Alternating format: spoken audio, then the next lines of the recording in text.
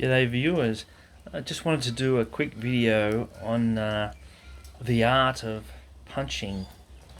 Yeah, I mean, I know a bit about science and physics and stuff like that, and I know there's a formula out there for calculating what's called momentum in physics, and basically they're talking about mass times velocity gives you momentum. So velocity in layman's terms is like the speed that an object travels, and mass is how heavy it is.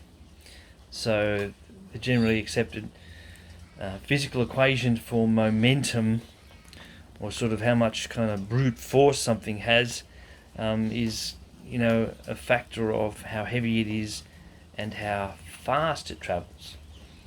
But I would argue that there's actually another factor in there. There's the factor of the distance over which the object travels. Because we know that in a braking situation, that if you're in a heavy vehicle and you're travelling at X amount of kilometres per hour, that it takes more distance to stop that object with more velocity.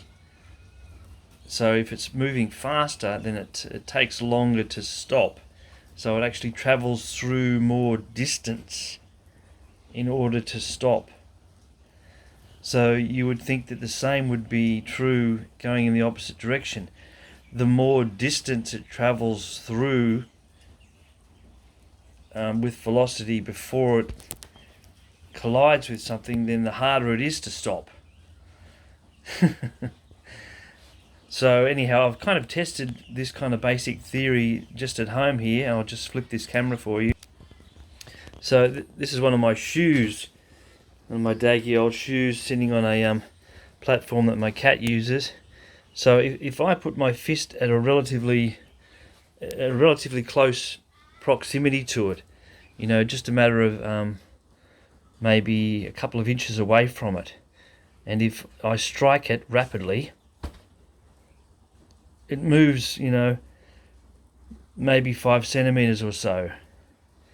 Okay, so if I set it up again and I move my arm or fist back, say 12 inches a foot or something away, but strike with the same velocity, the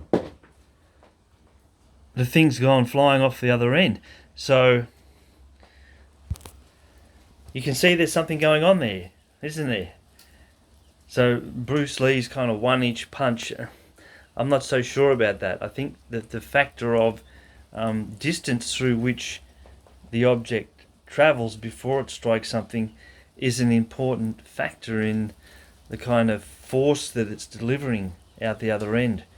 Maybe it's not exactly the same as momentum, maybe it's some other force vector that I'm talking about here. I'm not a university qualified physicist, but in any case, I would argue that somebody who's wanting to develop a lot of power as a boxer or a kicker really needs to hit through the target.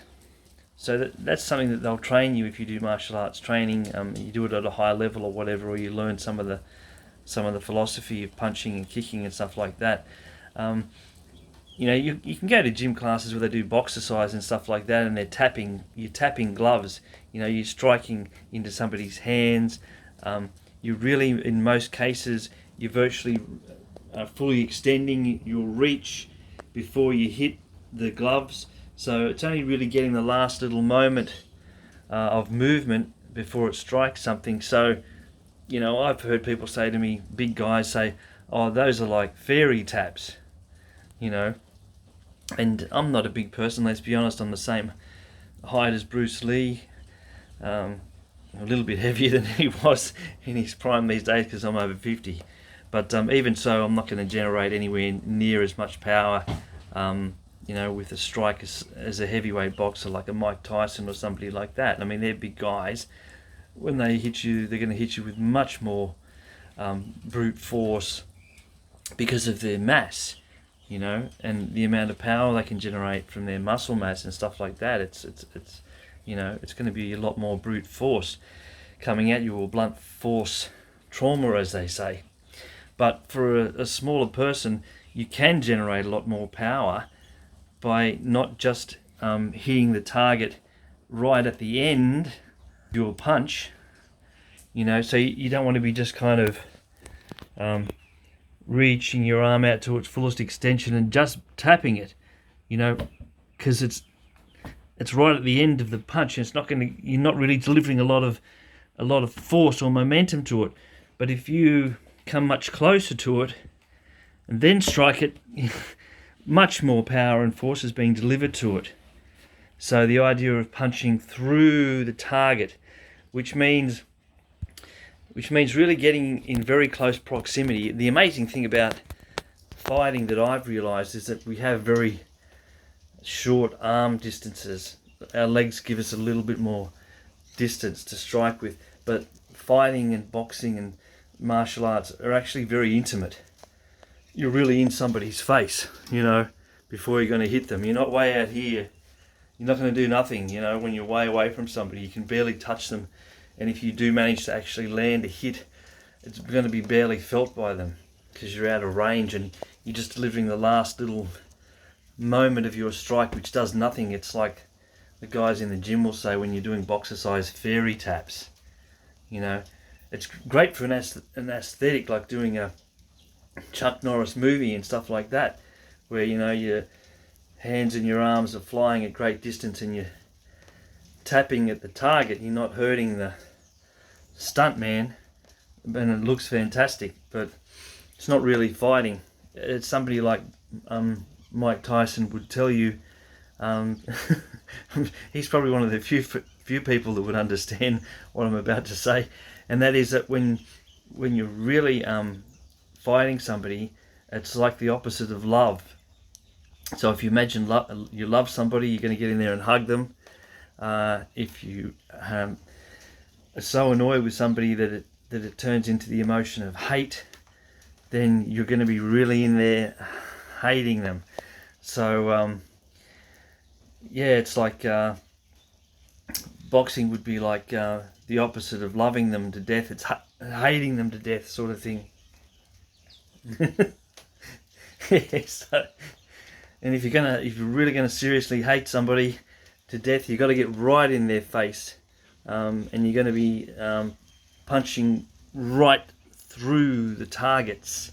So you're going to be delivering a massive amount of power to the target. So but be warned, because there are laws out there. There are very few instances where you can lawfully assault somebody, unless it's a professional sport that you're involved in, like boxing.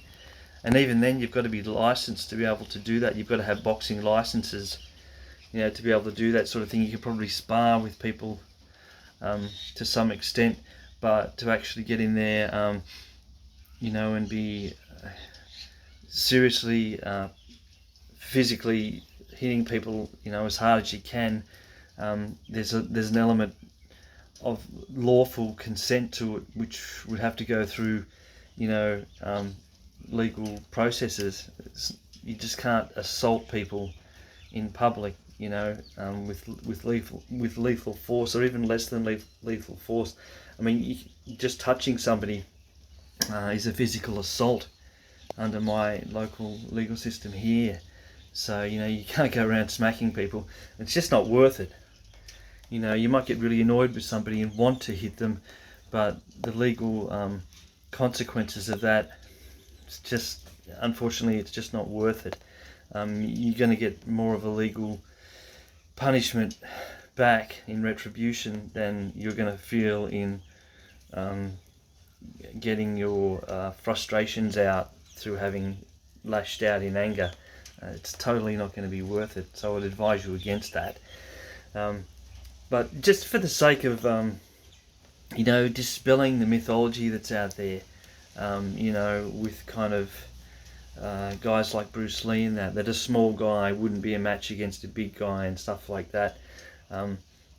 a lot of it's to do with technique, you know. And like I said, you've got to hate the person, sort of like with a love, as love, hate them, hate, love them.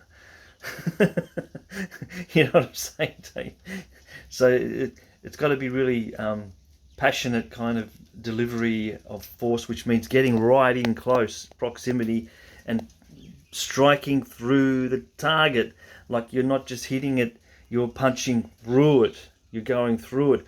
And if you just imagine that kind of thing, if you were kicking through a target or punching through a target, like you're going to kick or punch a hole in it, the amount of force that you're delivering is extraordinary.